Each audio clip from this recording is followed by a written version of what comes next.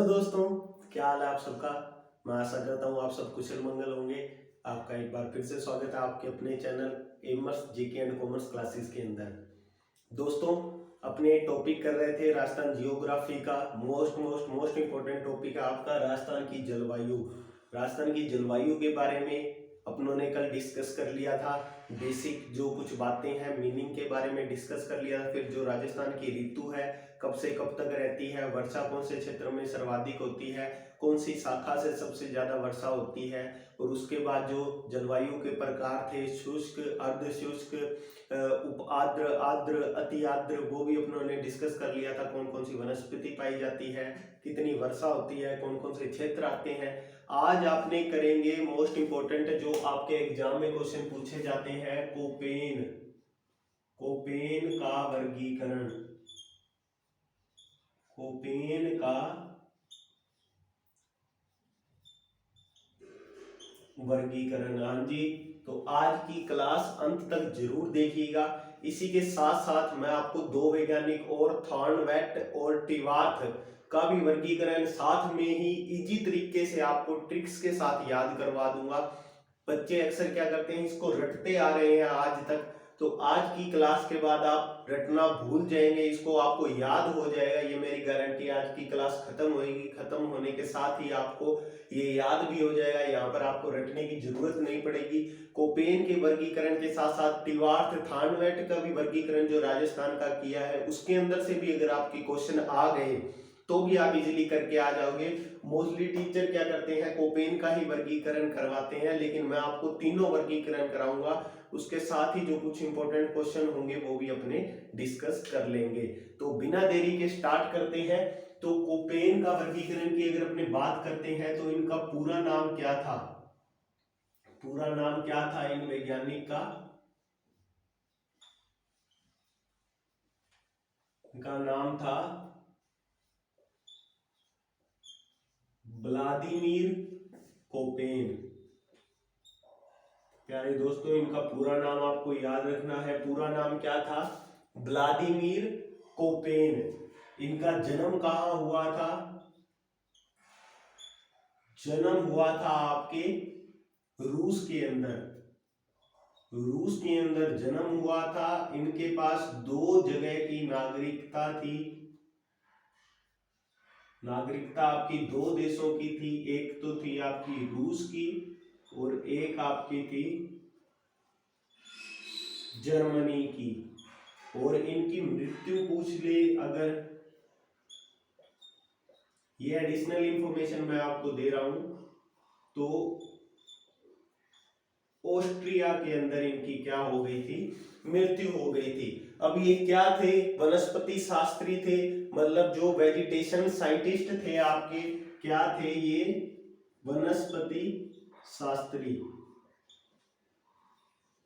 आपके वनस्पति शास्त्री थे, मतलब वेजिटेशन साइंटिस्ट थे आपके।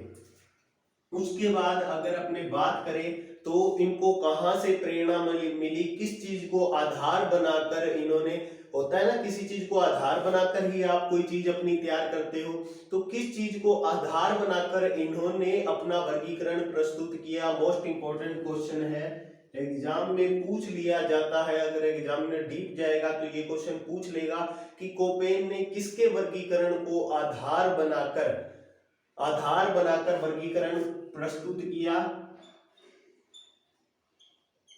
तो ये हेंडले थे आपके 1874। इनका वर्गीकरण को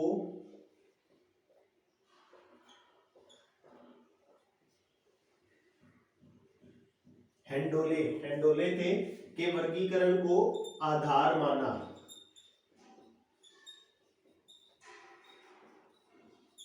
तो किनके वर्गीकरण को आधार माना, ये हेंडोले या हेंडले, इनमें से ही कुछ थे। तो कई बुक में थोड़ा सा ये मिसप्रिंट है, हेंडोले, वैसे इनका नाम था हेंडोले। 1874 के वर्गीकरण को क्या माना था, कोपेन ने आधार माना था। आधार मानकर खुद का वर्गीकरण कब तैयार किया था, 1900 ईस्वी के अंदर खुद का वर्गीकरण तैयार किया था। वर्गीकरण तैयार किया। फिर उसको प्रस्तुत कब किया, मतलब लोगों के सामने कब पेश किया, कब लोगों को पता चला कि कोपेन का भी वर्गीकरण आया है, तो उन्होंने 1918 ईस्वी में वर्गीकरण को प्रस्तुत किया।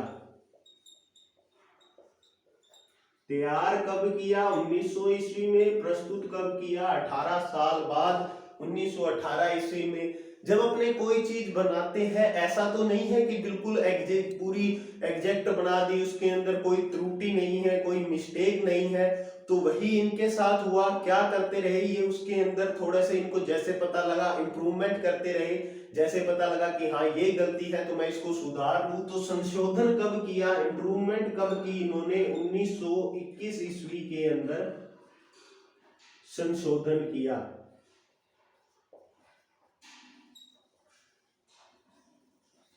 मतलब कुछ चेंजेस लेके आए।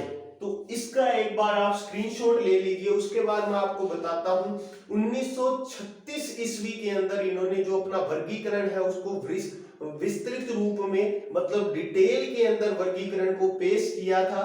उसके उसके ऊपर ही आपका आधार है सारा वर्गीकरण का। उसके बाद अपने डिस्कस करते हैं। तो इसका एक बार आप स्क्रीनशॉट ले लीजिए। इसका एक बार आप स्क्रीनशॉट ले लीजिए।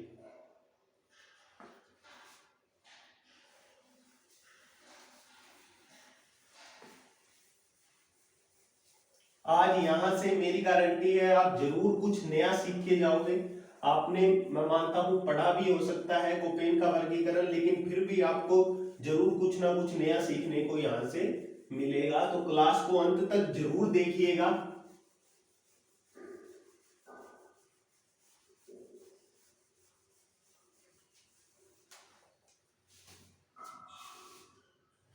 यहां पर अगर अपने बात करें 1936 के अंदर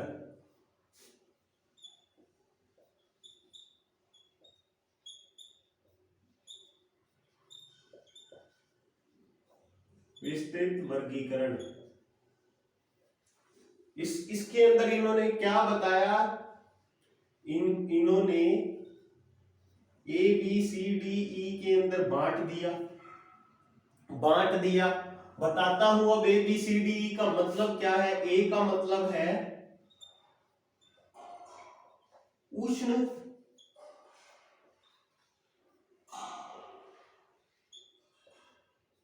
उष्णकटिबंधीय आर्द्र जलवायु। उष्णकटिबंधीय आर्द्र जलवायु। उसके बाद अपने बात करें तो बी क्या था आपका, उष्णकटिबंधीय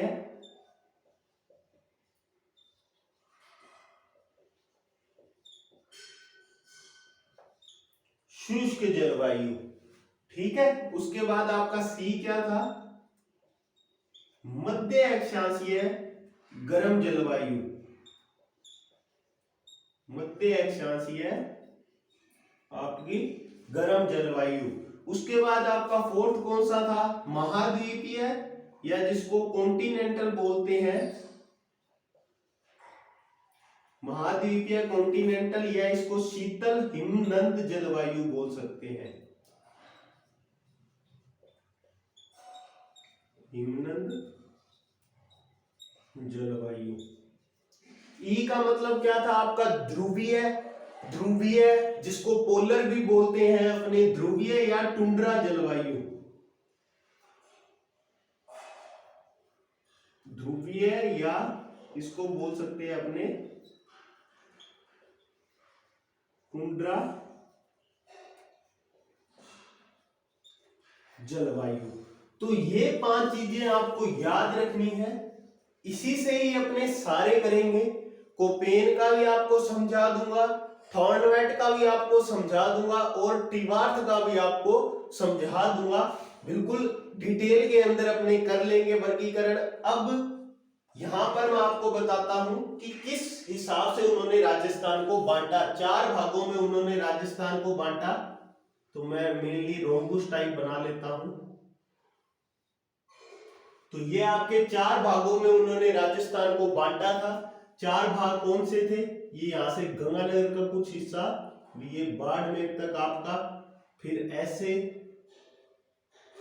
अरावली तक का, और ये आपका ऐसे, ये कुछ हिस्सा था जिसको 4 भागों में राजस्थान को जलवायु को बांटा था। कौन कौन सी आपकी? शुष्क, अर्ध शुष्क, आर्द्र, अति आर्द्र, 4 भागों में बांटा था। इसको टेबल के हिसाब से भी समझा दूंगा मैं आपको। लास्ट के अंदर क्या करेंगे, अपना जो कंक्लूजन क्या निकलता है वो अपने क्या करेंगे, टेबल के अंदर बता दूंगा। तभी कह रहा हूं वीडियो को अंत तक जरूर देखिएगा, क्योंकि लास्ट के अंदर आपको तीनों के वर्गीकरण का कंपैरिजन करके अच्छी तरीके से मैं समझा दूंगा। तो यहां पर इन्होंने क्या नाम दिया इसको? BW HW, B capital, W capital, H small, W small.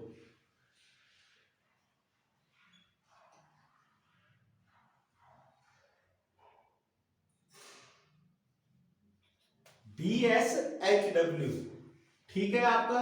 इसके अंदर B कैपिटल, बाकी सारी क्या है आपके स्मॉल।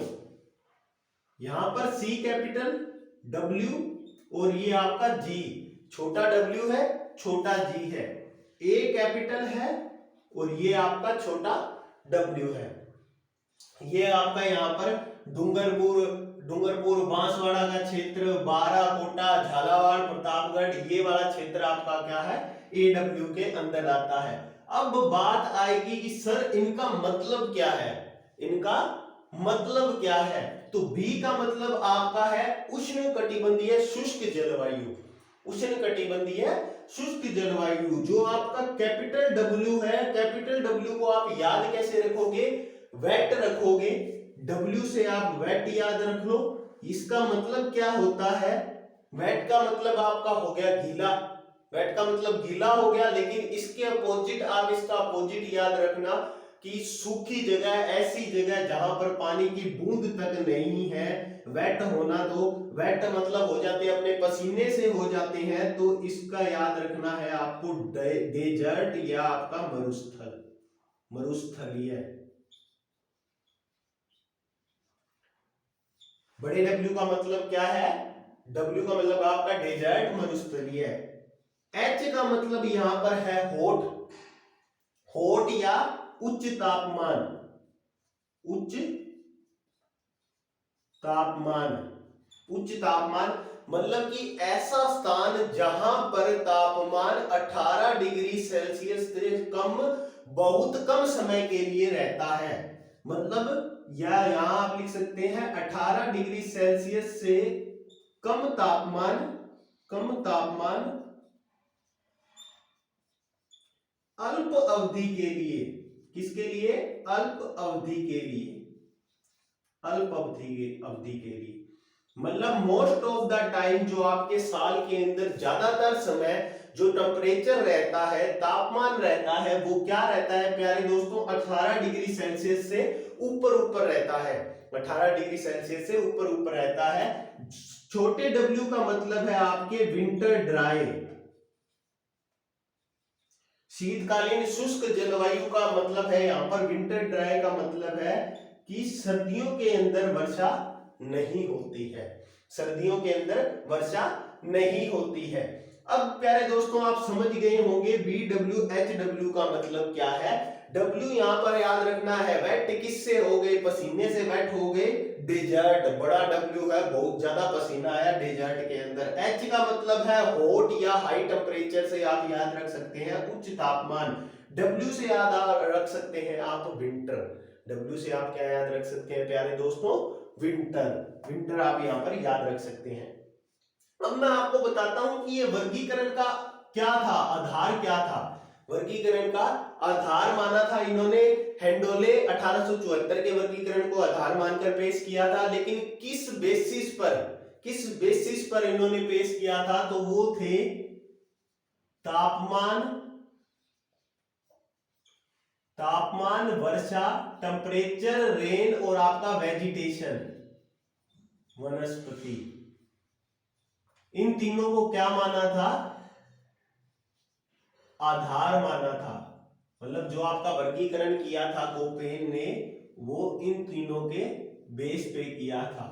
ये मैं क्यों बता रहा हूं, क्योंकि आपका थार्नवेट आगे बताऊंगा, थार्नवेट ने सिर्फ वनस्पति के बेस पे किया था और टिवार्थ ने सिर्फ वर्षा को आधार मानकर वर्गीकरण किया था, लेकिन कोपेन ने तीनों को आधार मानकर वर्गीकरण किया है। तो ये आप चीज याद रख लीजिएगा। आई होप ये आपको समझ आ गया हो, ये आपको समझ आ गया हो। चार्ट में एंड में जब मैं चार्ट के अंदर करवाऊंगा तो आपको अच्छी तरीके से समझ आ जाएगा, आप टेंशन मत लीजिए उस चीज की। BSHW, बी का मतलब उष्णकटिबंधीय शुष्क जलवायु, H का मतलब आपका उच्च तापमान हो गया, और W का मतलब आपका विंटर ड्राई। आपने यहाँ पर नया वर्ड क्या है, स्मॉल एस। स्मॉल एस का मतलब है आपके शुष्क, या आप इसको बोल सकते हैं समर ड्राई। समर ड्राई आप लिख सकते हैं, समर ड्राई, या स्टेपी लिख सकते हैं। स्टेपी आपकी जलवायु है, शुष्क जलवायु, स्टेपी जलवायु, या इसको आप लिख सकते हैं सिंपल स्टेपी जलवायु आप लिख सकते हैं, इसको स्टेपीज तुल्य जलवायु आप बोल सकते हैं, या एस से आप सिंपल याद रखिए समर ड्राई। समर ड्राई मतलब समर के अंदर रेन होती है, वो क्या होती है, वो कम होती है, इतनी ज्यादा नहीं होती है। तो आप यहां से इसको स्टेपीज तुल्य याद रख सकते हैं, एस से आपका स्टेपीज तुल्य जलवायु या समर ड्राई आप इसको याद रख सकते हैं।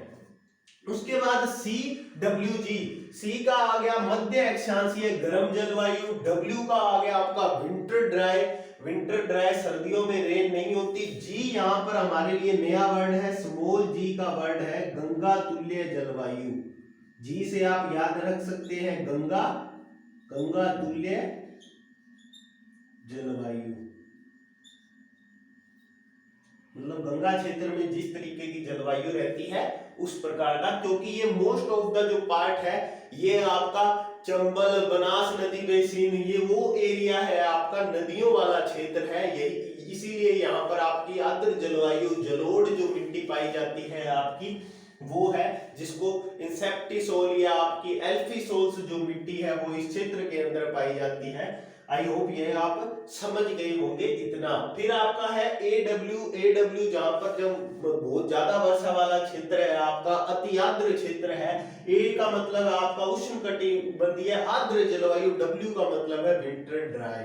W का मतलब आपका क्या है, शीतकालीन शुष्क जलवायु या विंटर ड्राई।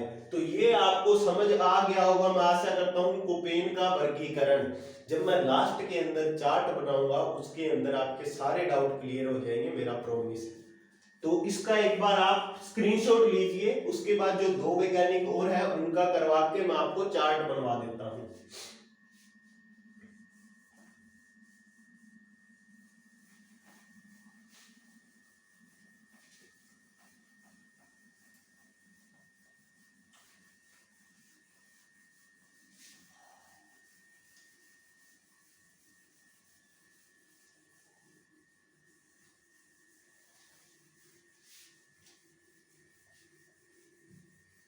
सभी ने क्या करा था, राजस्थान की जलवायु को चार चार हिस्सों के अंदर क्या करा था, चार चार हिस्सों के अंदर बांटा था। यहां पर आपके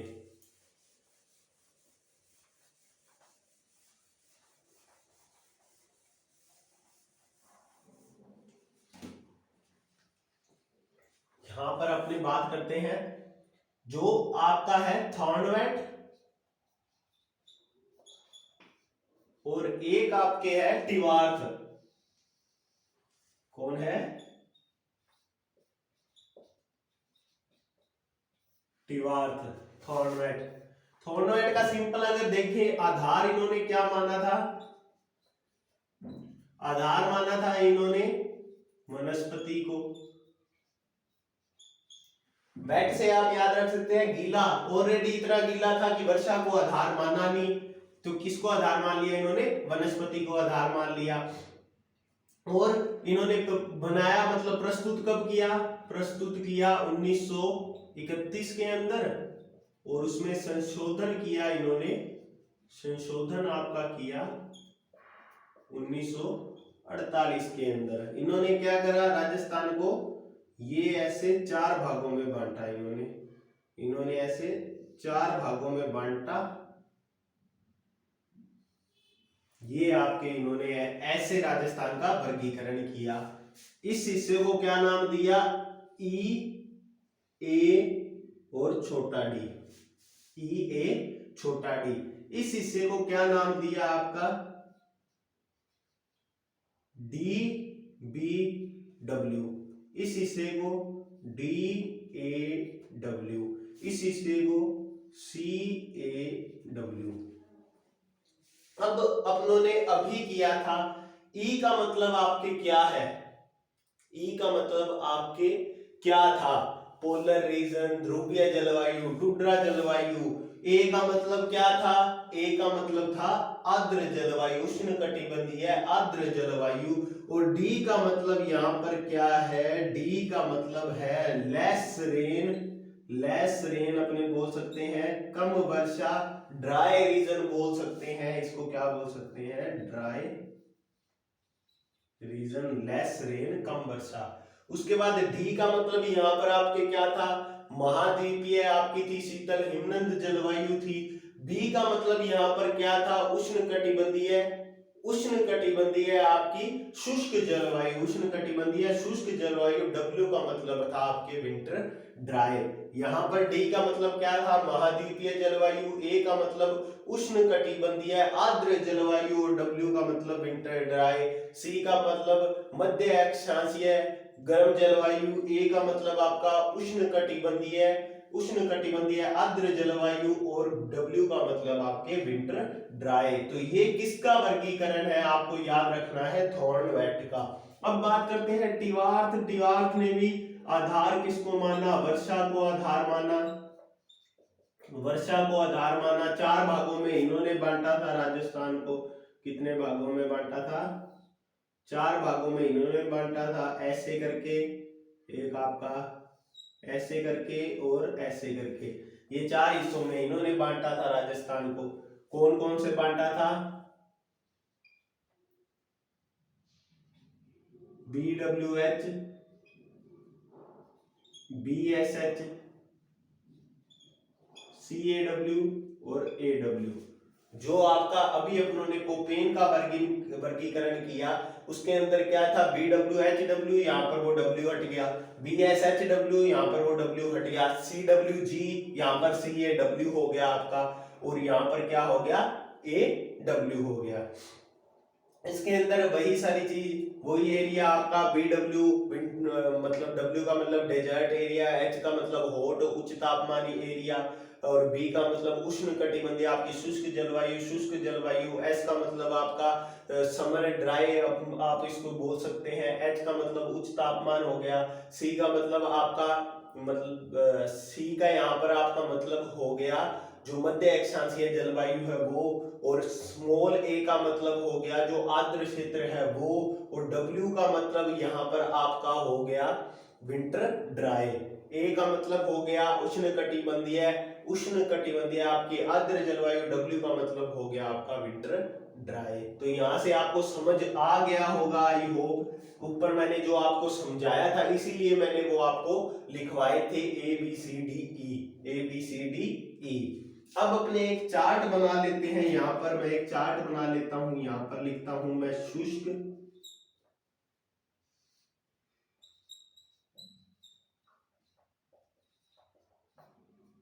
अर्ध शुष्क, उसके बाद आपकी आर्द्र, अति आर्द्र। ये आपकी जलवायु वर्गीकरण। यहां पर अपने लिख लेते हैं साइंटिस्ट के नाम। पहला तो लिख लेते हैं कोपेन, फिर आपका टिवार्थ, और फिर आपका थॉर्नवेट। इनका कर लेते हैं। कोपेन का शुष्क वाला क्या था? BWHW, BSHW, CWG, और ये आपका AW। ये था आपका BWH, BSHCAW और ये आपका AW। थॉर्नवेट का था EAD, DBW, DAW और ये आपका CAW। आई होप आप समझ गए होंगे ये। अगर इसके अंदर आपके एग्जाम्पल पूछ ले तो जैसलमेर बीकानेर वाला क्षेत्र है आपका, नागौर जोधपुर वाला क्षेत्र है आपका, मतलब कुछ एग्जाम्पल दे रहा हूँ। वैसे अपनों ने डिटेल के अंदर कल की क्लास के अंदर आपको मैंने बताया था शुष्क के अंदर कौन से हैं, अर्ध शुष्क के अंदर कौन से हैं, और आपके उपाद्र के अंदर कौन से हैं, आद्र के अंदर कौन से हैं, अति आद्र के अंदर आपके कौन से जिले हैं। आद्र के अंदर आपका जो सवाई माधोपुर, टोंक, धौलपुर, करौली वाला क्षेत्र जो आपका है, भीलवाड़ा, चित्तौड़गढ़ वाला क्षेत्र है, आद्र के अंदर आता है। अति आद्र के अंदर आपका जो है प्रतापगढ़, डूंगरपुर, बांसवाड़ा, कोटा, बारा, झालावाड़ वाला आपका क्षेत्र है।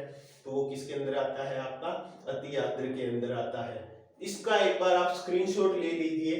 उसके बाद जो अपने क्वेश्चन किस टाइप के बनते हैं, मेनली तो यहां से तो क्वेश्चन आपके क्या बन सकते हैं, इसका पूछ लेगा कि ये कौन सी जलवायु से कोपेन ने इसको रिलेट किया, तो आपकी शुष्क जलवायु से। टिवार्थ का पूछ लेगा कि इसने कौन सी जलवायु से रिलेट किया, तो आपका शुष्क जलवायु से। मेनली यही ऐसे पूछता है, ऐसे कभी नहीं पूछता। BWHW का डिटेल के अंदर मीनिंग पूछ लेता है तो भी आप बता पाएंगे। मैं आशा करता हूँ आप बता पाएंगे, क्योंकि आप अच्छे तरीके से समझ गए हैं। आप उसको रिलेट कर सकते हैं। बी का मतलब उष्ण कटिबंधीय आपकी शुष्क जलवायु है। W का मतलब आपका डेजर्ट एरिया है। H का मतलब आपके क्या था, उच्च तापमान जहां पर 18 डिग्री सेल्सियस से मतलब जो तापमान नीचे बहुत कम अवधि तक रहता है। W का मतलब है विंटर ड्राई, विंटर के अंदर वर्षा नहीं होती। तो ऐसे आप याद कर सकते हैं इसको, अच्छी तरीके से रिलेट कर सकते हैं। इसके अंदर से आपका किस भी टाइप का क्वेश्चन बन जाए आप इजीली करके आ जाएंगे उसको। तो इसका एक बार स्क्रीनशॉट ले लीजिए। उसके बाद जो अपने क्वेश्चन है वो किस टाइप के बनते हैं, क्वेश्चन किस टाइप के बनते हैं, कुछ क्वेश्चन बनते हैं वो मैं आपको बता देता हूं।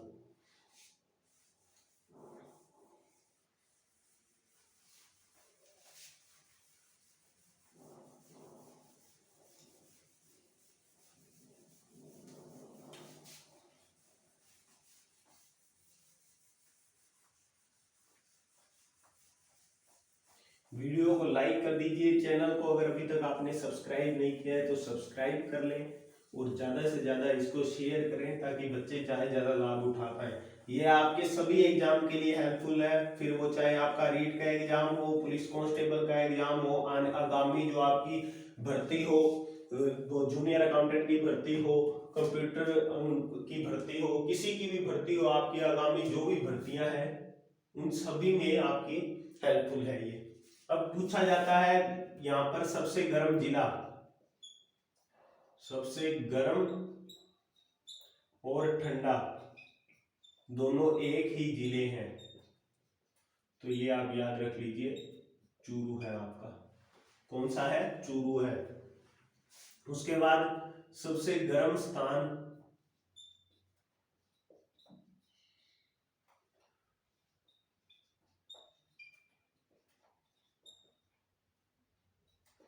ये आपका फलोदी।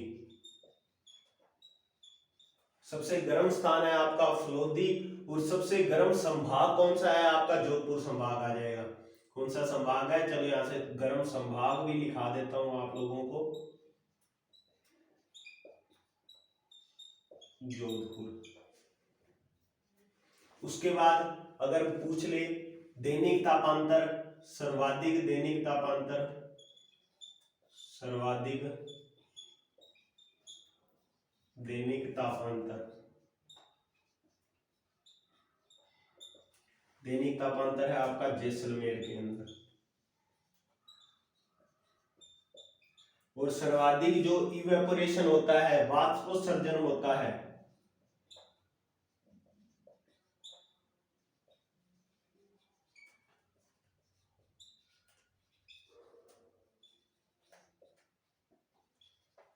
वोरेशन भी यहीं पर होता है। उसके बाद आपका आपका है न्यूनतम दैनिक तापांतर या न्यूनतम वाष्पोत्सर्जन कहाँ होता है? आपका डूंगरपुर के अंदर होता है। कहाँ होता है? दैनिक तापांतर जैसलमेर के अंदर है। वाष्पोत्सर्जन इवेपोरेशन सर्वाधिक जैसलमेर के अंदर होता है। न्यूनतम तापांतर दैनिक कहाँ है? डूंगरपुर का होता है। और न्यूनतम वाष्पोत्सर्जन या इवेपोरेशन कहाँ होता है? आपका डूंगरपुर के अंदर होता है। उसके बाद जो आपका सर्वाधिक वार्षिक तापांतर अगर पूछ ले, सर्वाधिक वार्षिक तापांतर,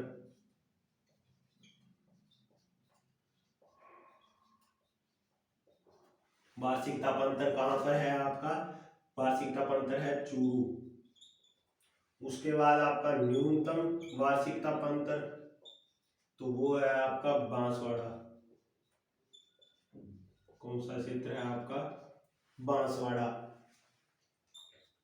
उसके बाद आपसे क्वेश्चन पूछा जा सकता है सर्वाधिक वर्षा वाला क्षेत्र, सर्वाधिक वर्षा वाला जिला, जिला आपसे पूछ ले झालावाड़। आर्द्रता वाला जिला वो भी आपका झालावाड़, झालावाड़। सर्वाधिक वर्षा वाला आपसे स्थान पूछ ले तो ये है माउंट आबू। और झालावाड़ कौन से संभाग में आता है? कोटा के अंदर संभाग पूछ ले तो आपका कोटा है। यहाँ पर लगभग आपकी 100 सेंटीमीटर औसत वर्षा होती है। यहाँ पर आपकी 150 सेंटीमीटर औसत वर्षा होती है। इसीलिए जो माउंट आबू क्षेत्र है वो क्या है? सबसे ज्यादा वनस्पति युक्त आपका क्षेत्र है। उसके बाद अगर अपने से पूछ ले कि राज्य का सबसे गर्म माह कौन सा है? गर्म माह अगर पूछ ले, गर्म माह आपका जून है, गर्म माह जून है। और ठंडा माह आपका पूछ ले तो ठंडा माह आपका जनवरी है, जनवरी है। अगर सर्वाधिक आंधियां पूछ ले, सर्वाधिक आंधियां पूछ ले,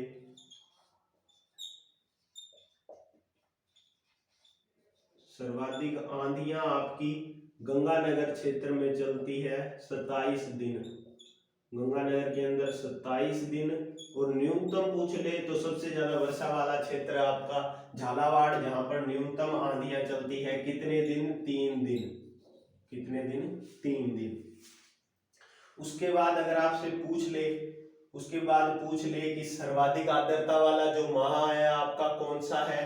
वो है आपका अगस्त है। न्यूनतम आर्द्रता वाला महीना अगर पूछ ले तो वो आपका कौन सा है? अप्रैल है। उसके बाद अगर वर्षा वाला पूछ ले तो आपका कौन सा है? जुलाई अगस्त के माह में सर्वाधिक वर्षा होती है। राजस्थान के अंदर सर्वाधिक वर्षा किस क्षेत्र से होती है? तो ये चलो आप याद रख लीजिएगा, यहाँ पर बच्चे कंफ्यूज होते हैं। ये अरब सागरीय नहीं है। भारत के अंदर जो अरब सागरीय शाखा से सर्वाधिक वर्षा होती है, लेकिन राजस्थान के अंदर जो आपकी बंगाल की खाड़ी शाखा है, जो आपकी जो अरब सागरीय शाखा है उससे भारत के अंदर होता है, भारत के अंदर होता है। और जो बंगाल की खाड़ी शाखा से आपका क्या होता है? राजस्थान के अंदर सर्वाधिक वर्षा होती है। अरब सागरीय शाखा कहां से एंटर होती है? आपकी बांसवाड़ा से एंटर होती है। और जबकि जो बंगाल की खाड़ी है वो कहां से एंटर होती है? झालावाड़ से एंटर होती है। दोनों मिलती कहां पर है? दोनों शाखा आपकी बांसवाड़ा के अंदर मिलती है, बांसवाड़ा में मिलती है। इसी वजह से बांसवाड़ा के अंदर जो मानसून है वो सर्वाधिक सक्रिय होता है, सर्वाधिक सक्रिय होता है। और जो अपने पश्चिमी राजस्थान के अंदर वर्षा कम होने का रीजन क्या है? जो आपकी अरब सागरीय शाखा है, जो आपकी अरब सागरीय शाखा है यहां से आती है तो ये अरावली के समानांतर ही गुजर जाती है, पश्चिमी राजस्थान में नहीं जा पाती, जिसकी वजह से आपकी वर्षा कम होती है। क्या होती है? आपकी कम होती है। और आपकी जो वर्षा सर्दियों में होती है, पश्चिमी विक्षोभ से वर्षा होती है, वो मावठ की वर्षा है, मावठ की वर्षा है। और मावठ की वर्षा कहां से? पंजाब से एंटर होती है। राजस्थान में कहां से? श्री गंगानगर से एंटर होती है। सर्वाधिक लाभ उत्तर प्रदेश को, राजस्थान के अंदर जयपुर को, मतलब सर्वाधिक प्रभाव उस शाखा का कौन से पे पड़ता है। तो ये आपकी याद होगी। उसके बाद कुछ हवा की बात कर लेते हैं, अपने पूछ लेता है उत्तर से चलने वाली हवा, उत्तर से चलने वाली हवा को धराऊ बोलते हैं। क्या बोलते हैं आपकी धराऊ को, east west north south, east west north south. उसके बाद आपकी जो ये जो है दक्षिण दक्षिण पश्चिम, दक्षिण पश्चिम, दक्षिण पश्चिम से जो हवा चलती है उसका क्या नाम है, दक्षिण पश्चिम से जो हवा चलती है उसका नाम है समुद्री, क्योंकि इधर अरब सागर है, समुद्र की तरफ से आती है। उसके बाद आपकी जो नॉर्थ वेस्ट है, उत्तर पश्चिमी है, उत्तर पश्चिम वाली हवा को क्या बोलते हैं आपकी सूर्या, क्या बोलते हैं सूर्या। उसके बाद जो आपकी दक्षिण पूर्व की है, दक्षिण पूर्व की को बोलते हैं आपकी चील, चील। और दक्षिण, ये दक्षिण पूर्व, हाँ सही है। दक्षिण उत्तरी पूर्व की अगर आपकी बात करें, यहां पर उत्तरी पूर्व, उत्तरी पूर्व है आपकी संजेरी, क्या है संजेरी। उसके बाद अगर बात करें कि जो आपकी तेज आवाज के साथ चलती है, तेज आवाज के साथ जो हवा चलती है उसको क्या बोलते हैं आपका अडार्व, क्या बोलते हैं अडार्व। वाष्प कणों के साथ जो हवा चलती है, वाष्प कणों के साथ जो हवा चलती है उसको क्या बोलते हैं झाला, क्या बोलते हैं झाला। तो यहां से भी अगर आपसे क्वेश्चन पूछ लिया जाए तो मैं चाहता हूं कि आप गलती ना करें, आपको पता होना चाहिए ये सारी चीजें। उसके बाद जो आपका है राजस्थान कौन सी जलवायु के अंदर आता है, तो आपको मैंने बताया था उपोष्ण के अंदर आता है, उपोष्ण कटिबंधीय या शीतोष्ण कटिबंधीय जिसको अपने बोलते हैं, उसके अंदर आता है। उष्ण कटिबंधीय के अंदर दो जिले आते हैं, डूंगरपुर और आपका बांसवाड़ा का क्षेत्र जो है उष्ण कटिबंधीय के अंदर आता है। आई होप ये सारे आपको समझ आ गए होंगे, अच्छी तरह आप समझ गए होंगे। वर्गीकरण कल की क्लास और आज की क्लास अगर आप देख लेंगे तो जलवायु के टॉपिक को आपका पूरा क्लियर हो जाएगा, इसके अंदर आपका कोई भी डाउट नहीं रहेगा, कोई भी आप गलती करके नहीं आएंगे। तो आज की क्लास यहीं पर समाप्त करते हैं। मैं आशा करता हूँ आप लोगों को अच्छी लगी होगी, लाइक जरूर कर दीजिए क्योंकि मेरा मोटिवेशन आपके लाइक और सब्सक्राइब से ही बढ़ता है। ज़्यादा से ज़्यादा इसको शेयर कीजिए। मिलते हैं अगली क्लास में, तब तक के लिए अपना ध्यान रखें, सुरक्षित रहें और जो ये पेंडेमिक चल रही है इसके अंदर वैक्सीनेशन करवा के रखें, अनावश्यक बाहर ना निकले। जय हिंद, जय भारत।